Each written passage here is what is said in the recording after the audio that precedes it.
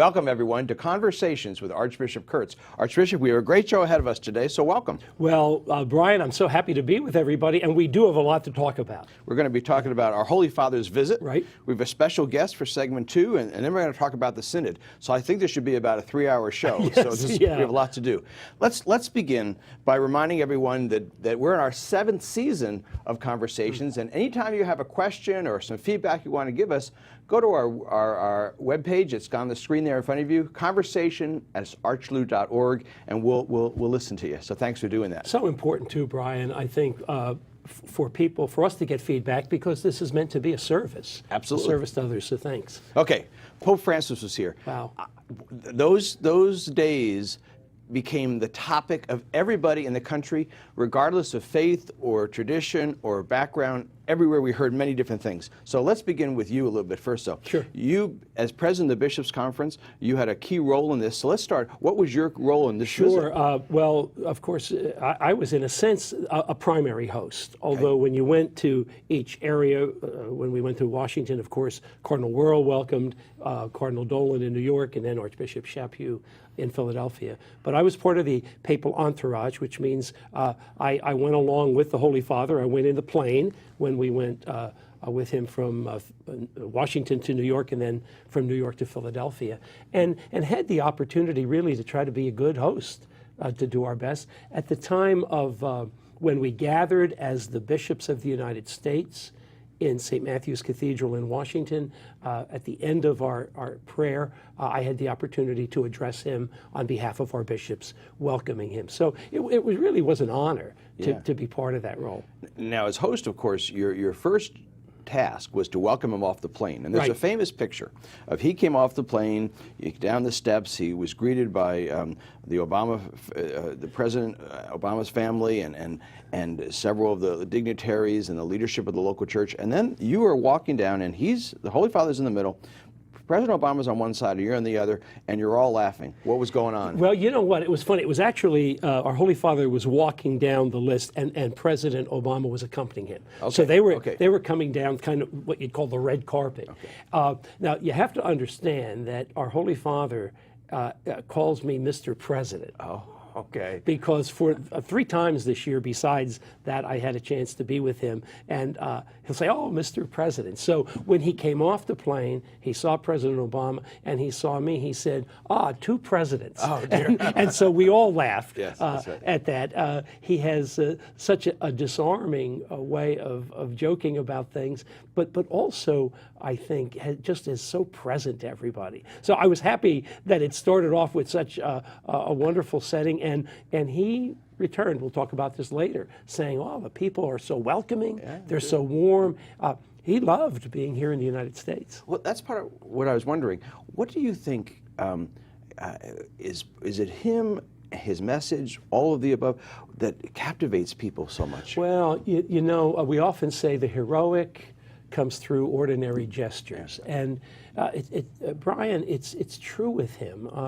He has a way of, I don't know, just being very present. I mentioned to others he came present as a pastor and as a prophet. He came as one, just as a pastor loves to greet people, a pastor loves to be able to be at someone's bedside.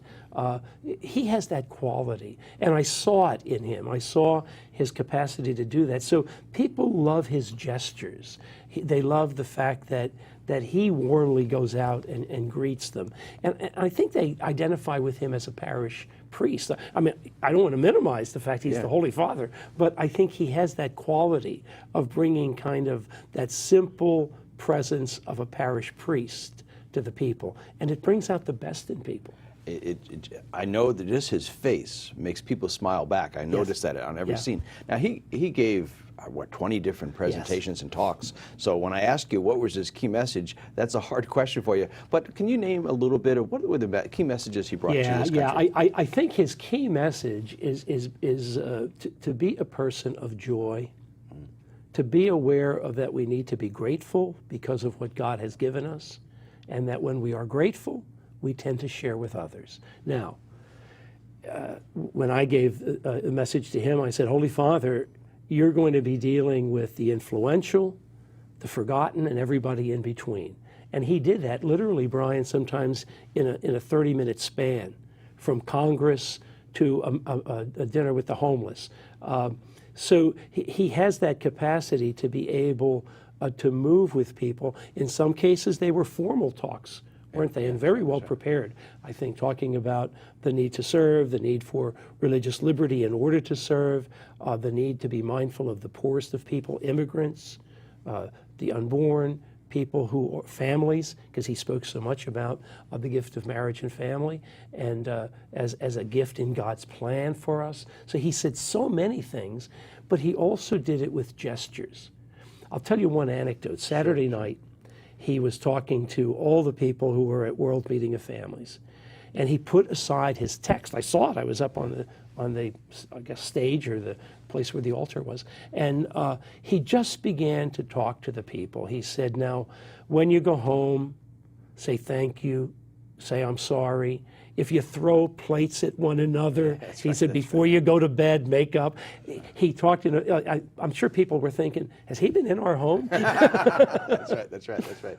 Archbishop, there's a lot of moving scenes, and all of us, I was lucky myself to be at the joint session of Congress. Exactly. There was Kentucky connections, as he named both President Lincoln and Thomas Merton, who are natives or connections to Kentucky, Yeah, and then, of course, Martin Luther King and Dorothy Day.